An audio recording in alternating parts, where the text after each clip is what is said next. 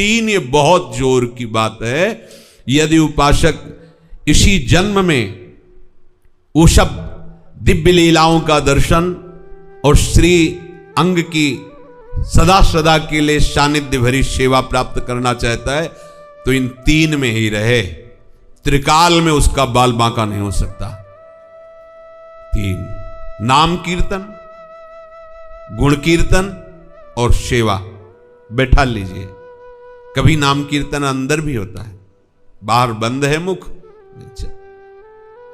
गुण कीर्तन कभी अंदर भी होता है। हम खाली ने तीन बातें पकड़ लो। ज्यादा विस्तार में पकड़ने की प्रेमियों की क्षमता भी नहीं होती, क्योंकि वो ऐसे रसिक हो, स्वभाव में वो सब नहीं होता। दुनिया का सिद्धांत समझने की दूर सृष्टि आदि वार्ता। तीन बात पकड़ लो। हम कभी भी हों तो तीन में हों, नाम कीर्तन, गुण कीर्तन और सेवा। इसके अलावा हमारा एक भी क्षण नहीं, एक भी क्षण नहीं। अब अपनी दिनचर्या को जांचिए।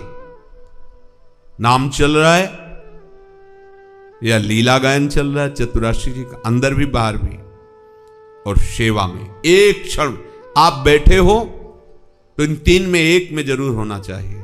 आप लेटे हो तो तीन में एक में जरूर होना चाहिए। आप क्रियान्वित हो तो जांच करो ये स्वसुख वांछा से क्रिया है या सेवा है। अगर श्री जी के निमित्त लेकर के है, श्री जी के लिए है, तो वो सेवा है। अगर अपनी वासना की पूर्ति के लिए है फिर वो कर्म होगा। अगर हमारे द्वारा ऐसे कर्म होते रहेंगे और हम नाम और लीला गायन से विमुख रहेंगे तो हमको ये लाभ नहीं मिल पाएगा। जो प्रायः लोग पूछते हैं कि ब्रजवास कैसे करें, तो ये तीन बातें खास हैं, खास तीन बातें हैं जो करना है। नाम कीर्तन, गुण कीर्तन और सेवा। और जो नहीं करना, अभिमान नहीं करना। वृंदावन इह विधि बसे तज के सब अभिमान, तृणते नीचो आपको जाने सोई जान। नहीं करना। दूसरा, यहां पहचान नहीं बनानी। वृंदावन वास का लाभ वही ले पाए जो वृंदावन ऐसे रहे मनो चिन्हारो नाही। बगल से निकल गया हम जानते भी नहीं, किसी को भी नहीं। मनो चिन्हारो ना है, पकड़ो ना। पहला नहीं करना, अभिमान, बिल्कुल अपने को तृण से नीचे समझना। दूसरा, नहीं करना किसी से परिचय, बिल्कुल। और तीसरा, नहीं रखना किसी का आश्रय। समर्थ प्रिया प्रीतम विराजमान है, जैसे उनको जो कुछ करना हो करे, इनके सिवा हम किसी का आश्रय नहीं, किसी का आश्रय नहीं रखना। ये तीन बातें नहीं करनी। यहां किसी भी तरह का अभिमान नहीं करना, किसी से परिचय नहीं बनाना और किसी का आश्रय नहीं रखना, किसी का भी, प्रिया प्रीतम के सिवा। और तीन बातें जोर से करना है, खूब निरंतर। नाम, लीला गुणगान और सेवा। इसके सिवा हमारा जीवन वो व्यर्थ जाएगा अगर हम ये स्वीकार। तीन नहीं करना, बिल्कुल नहीं। और तीन हर समय करना है, कभी छोड़ना नहीं है। तो कह रहे हैं फिर तुम्हारा मन प्रियालाल के चरणों का भ्रमर बन जाएगा। इनके चरण कमल का जो पराग है वो अनुराग है। उस अनुराग में आपका मन सदैव डूबा रहेगा। नागरीदास जी कह रहे हैं कीजिए, अब ऐसा कीजिए। बहुत बढ़िया है, एकदम साफ बात है। अभिमान मत कीजिए, किसी से परिचय मत बनाइए। भगवत कृपा से श्री जी के शासन में अपने लोगों की दिनचर्या ऐसी ही है कि समय ले किसी से परिचय बना लेगा।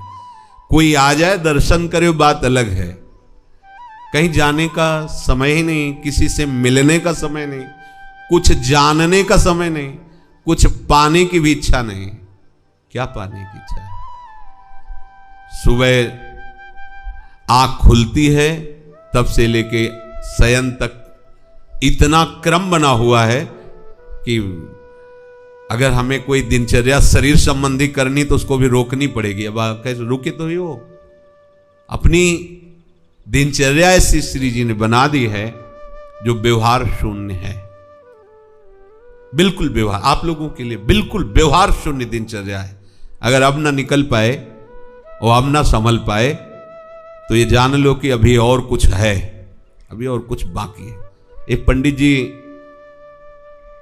भाल के अक्षर पढ़ लेते थे, तो गंगा किनारे से जाना था तो श्मशान से निकले थे, खोपड़ी लिख पड़ी थी। उन्होंने उस भाल में देखा अभी कुछ और है, तो बोले अब क्या और है? मर गया, फेंक दिया गया, हड्डी हड्डी अलग हो गई, खोपड़ी पड़ी, अब क्या और है? बोले इसमें तो लिखा है अभी कुछ और है। उन्होंने अपनी झोली में डाल लिया, देखेंगे क्या है। घर गए, टांग दिया। फिर किसी जजमान ने बुलाया तो चले गए, और वो झोली टंगी रही। पंडितायन ने सोचा झोली में वजन है, कुछ लाए होंगे। जब देखा तो खोपड़ी, बोले बुद्धि खराब है पंडित की।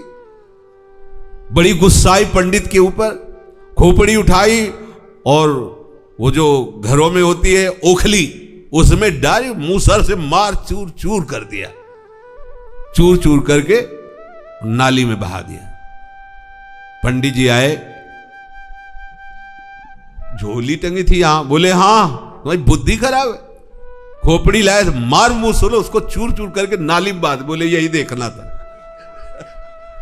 बोले उसमें लिखा था कि अभी और है, तो हम सोचा इससे ज्यादा क्या और होगा। मर गया, हड्डी हड्डी अलग हो गई, खोपड़ी अलग पड़ी, अब क्या और होगा? अभी ये बकाया था मूसरों की मार और नाली में बहना। अब बोले समझ में आ गए। तो अगर ये सौभाग्य मिलने पर भी अभी आपकी समझ ठीक नहीं, तो अभी और है, अभी कुछ और है। और अगर और नहीं है और ठौर नहीं है तो श्री जी मिली मिलाई, हम कैसे तुम्हें बताएं। हमारा एक एक क्षण नाम कीर्तन, गुण कीर्तन और सेवा में। अब बोले आप तो बाबा जी हो, तो आपका तो चल गया कि आप इतना ही कर पाओगे। और हम तो गृहस्थी में, हमारे तो व्यापार है, नौकरी है, बहुत से काम है, पढ़ाना लिखाना सब, तो वो सब सेवा के अंतर्गत आ जाएगा। भगवान कह रहे मयि सर्वाणि कर्माणि सन्न्यस्याध्यात्म चेतसा निराशीर निर्ममो भूत्वा युध्यस्व विगतज्वरः। तुम विवेकवती बुद्धि के द्वारा सर्वाणि कर्माणि, या ये नहीं कहा नाम कीर्तन, गुण कीर्तन, सेवा, ऐसा प्रभु ने नहीं कहा। क्यों? क्योंकि सबका परम पद पर आरूढ़ होने का जो अवसर है वो प्रभु अपनी वाणी में रखते। कोई भी कहीं से भी प्रभु की वाणी को पकड़ ले तो परम पद पे आरूढ़ हो जाएगा। इसलिए कहा सर्वाणी, तुम जो भी कर्म करते हो, व्यापार, नौकरी, किसान, जो भी करते हो, सन्न्यस्य, मेरे को समर्पित कर दो। प्रभु भूखे नहीं बैठे तुम्हारे कर्मों के, लेकिन जैसे कुछ भी आग में डाल दो, अग्निदेव उसे अपने स्वरूप में कर लेते हैं। लोहा डालो तो लाल हो जाएगा, विष्ठा डालो तो उसकी दुर्गंध और मलिनता नाश करके उसको भी अग्नि स्वरूप कर देंगे। चंदन डालो तो, उनको किसी के गुण और अवगुण से मतलब नहीं, जो अग्नि में गया अग्नि अपने स्वरूप में कर लेती है। भगवान करुणा करके कह रहे हैं, सोचो, सर्वाणि कर्माणि सन्न्यस्य, माने मेरे को समर्पित करना। प्रभु कह रहे हैं शरीर, इंद्रियां, मन, बुद्धि, पदार्थ, जो जो तुम्हें मिला है सब सेवा की सामग्री मानो, और जो जो भी कर्म हो रहे हैं वो सब तुम मुझे समर्पित कर दो। लेकिन समर्पित वही कर्म कर सकते हो जिसे भगवान आज्ञा करते हैं। भगवान जिसे निषेध करते हैं कि ये नहीं करना चाहिए, वो कर्म नहीं, क्योंकि प्रभु उनको निषेध कर रहे हैं ना। तो प्रतिकूलस्य वर्जनम, प्रतिकूल आचरण नहीं होने चाहिए। प्रतिकूल आचरण समर्पित नहीं होंगे, ध्यान रखना। यदि आप भगवद विमुख गंदी बातें करेंगे, मनमानी आचरण करेंगे और फिर बोलेंगे कृष्णार्पणम मस्तु, तो आपको एक और बता दें, जैसे उपजाऊ भूमि में जब गेहूं बोया जाता है तो 1 मन का 60 मन होता है, ऐसे ही भगवत समर्पित कर्म बहुत गुना बढ़ करके मिलता है। तो अगर आप दुराचार समर्पित करोगे ना तो उसका दंड कई गुना बढ़कर मिलेगा, क्योंकि वो समर्पित हो गया, समझ लीजिए, होश में। गुण तुम्हार समुझे निज दोषा, जे सब भांति तुम्हार भरोसा। गोस्वामी जी ने सिद्धांत बनाया है, कोई हमसे भगवत विरुद्ध बात होती है तो हमें बार बार प्रभु के सामने अंतर से प्रार्थना करके बल मांगना है कि नाथ हमें ऐसा बल दीजिए कि हम आपके प्रतिकूल आचरण न करें, आप जो आदेश किए हैं उसके विरुद्ध आचरण, नाथ मैं बहुत नीच हूं, मेरे द्वारा आपकी आज्ञा का उल्लंघन होता है, तो वो क्षम्य है, वो क्षमा हो जाएगा। यहां समर्पण करने की बात भगवान कह रहे हैं, जो कर्तव्य कर्म है, जो भगवान ने आदेश किए हैं। मनमानी, अब गंदे गंदे भोजन पाओ, गंदे गंदे पेय पदार्थ पियो, गंदे आचरण करो, बोले सुना था सत्संग में कृष्णार्पणम मस्तु, फिर वो कई उपजाऊ भूमि है ये शब्द कृष्णार्पणम मस्तु, ये कई गुना बढ़कर के फिर, इसलिए सावधान, क्योंकि अगर इस रहस्य को नहीं समझोगे तो समझ में आएगा ना सर्वाणि कर्माणि। अब हम मनमानी आचरण करें, इसके बाद बोल देंगे राधा वल्लभ अर्पणम मस्तु, नहीं। इसीलिए कई बातों को भगवान ने कहा कि अनाधिकारियों के सामने न कहे। जैसे गीता जी की बाद में कहा कि ऐसे ऐसे जो संशय करने वाले हैं, जो ऐसे लोगों के सामने ये गीता का उपदेश न करें, क्योंकि वो अपनी धूर्तता के कारण इसका गलत प्रयोग करेंगे। अपने विवेक के द्वारा, इसीलिए विवेक शब्द लिखा है, विवेक का अर्थ ही होता है जो असत का त्याग और सत्य में प्रतिष्ठित करवाए। विवेक के द्वारा, पहले अध्यात्म चेतसा, अध्यात्म चेतसा का मतलब होता है विवेकवान। तुम अपनी विवेकवती बुद्धि से जो जो कर्म करो, देखो विवेकवती बुद्धि, अज्ञान के द्वारा दुराचार होता है, विवेक के द्वारा सदाचरण होते हैं। विवेकी कासो कहें जो असत को छाणे और सत को गह ले, ध्रुवदास जी ने लिखा है सिद्धांत विचार लीला में। और अविवेकी कासो कहे जो सत असत सब छाणे और सब गह ले, उसको ज्ञान ही नहीं। तो विवेकवती बुद्धि से जो जो कर्म करे वो मेरे को अर्पित कर दे, बहुत बिल्कुल निर्मल करने का उपाय है। अगर अपने से गलती होती है तो मालिक है ना, गलती हुई, आप हमें सामर्थ्य दीजिए कि मैं इससे लड़ पाऊं, इससे जीत पाऊं। नाथ आप तो सर्व सामर्थ्यशाली, कर तुम अकर तुम अन्यथा कर तुम, क्या मुझ जैसे नीच से ये नीच आचरण नहीं छूट पाएगा, प्रभु मेरे को बल दीजिए। वो बराबर हो गया, पर चालबाजी नहीं, वो बहुत चतुर है।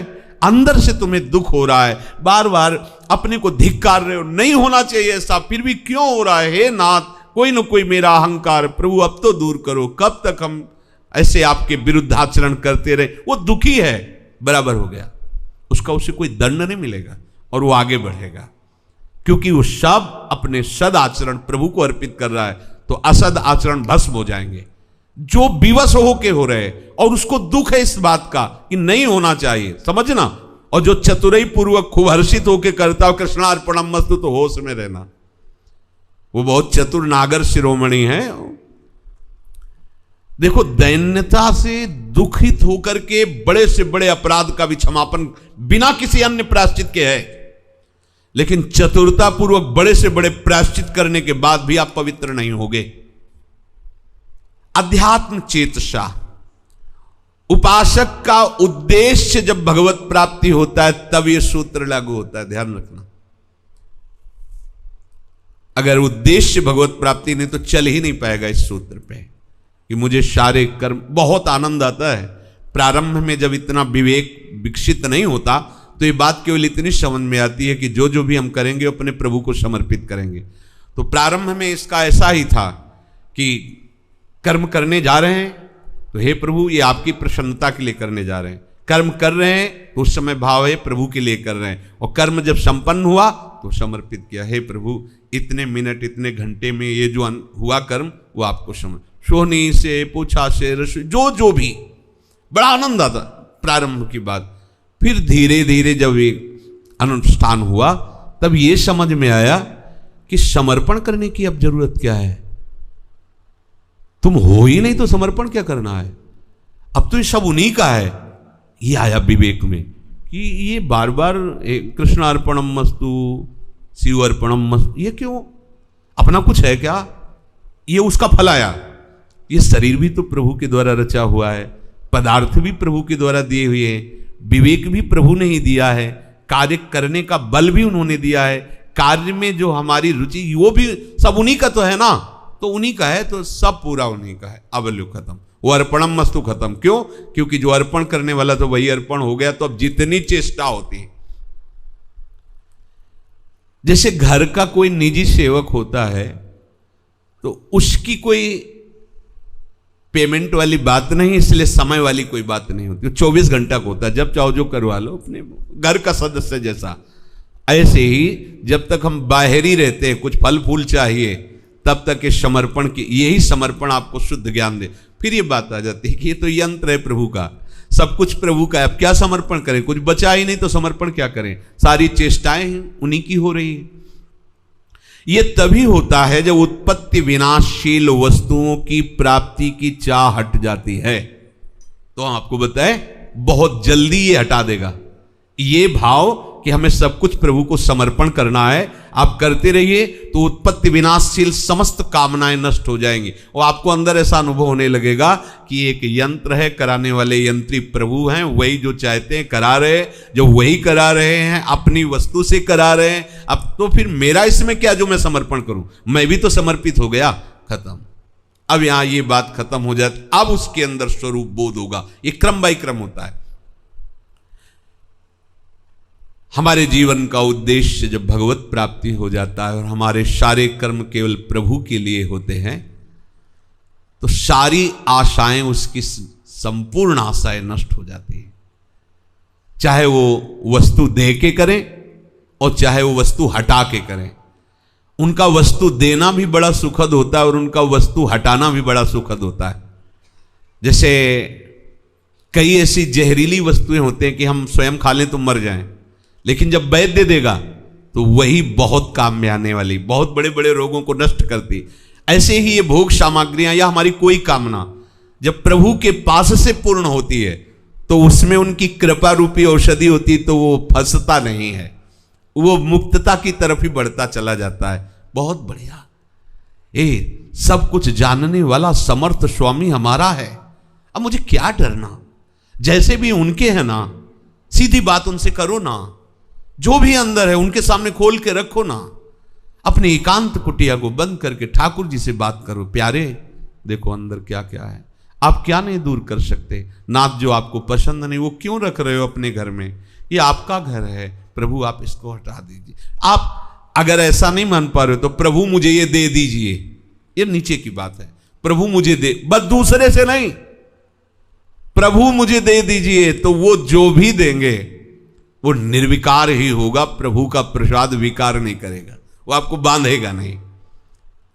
निराशीर निर्ममो भूत्वा, जब सब कर्म प्रभु को अर्पित किए जाते हैं तो उसकी एक महिमा प्रकाशित होती, सच्ची बुद्धि नहीं लड़ानी पड़ती, ममता त्याग के लिए स्वाभाविक रुचि हो जाती है। आप देख लो, जब आप केवल प्रभु के लिए अपना जीवन व्यतीत करेंगे तो आपके अंदर एक ऐसी वृत्ति पैदा होगी कि माता पिता भाई बंधु परिवार रिश्ते ना, स्वाभाविक आपको रुचि होगी कि इनको देखूं ना, इनसे बोलूं ना, इनसे बात ना करूं।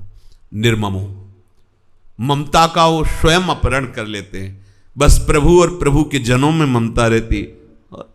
मतलब उसमें अकल नहीं लगानी पड़ती कि शास्त्र ने कहा है ममता नहीं, ऐसा नहीं, क्योंकि भगवत आश्रित है, भगवत समर्पित है, तो उसके हृदय में ऐसा विवेक आ जाता है कि अब उसे ममता रहती ही नहीं। ये बहुत दूरी तक ममता जाती है, वो गाली दें, अपमान करें, कभी प्यार न करें, फिर भी अपना हृदय उन्हीं के लिए मरेगा। ये ऐसी ममता है, और ये केवल प्रभु की कृपा को ओर से जाती है। निर्ममो, ये सिद्धि है। ममता ये हमारी दुर्गति का कारण है, और निर्ममता ये हमारी भगवत प्राप्ति का कारण है। तो इसलिए हम जो भी करें अपने प्यारे के लिए करें, और हर समय नाम, गुण, सेवा, ये 3 हैं, इन पे ही हमारा जीवन पूरा व्यतीत होना चाहिए। इसके अलावा अन्य संग नहीं, अन्य संभाषण नहीं, अन्य क्रियाएं नहीं।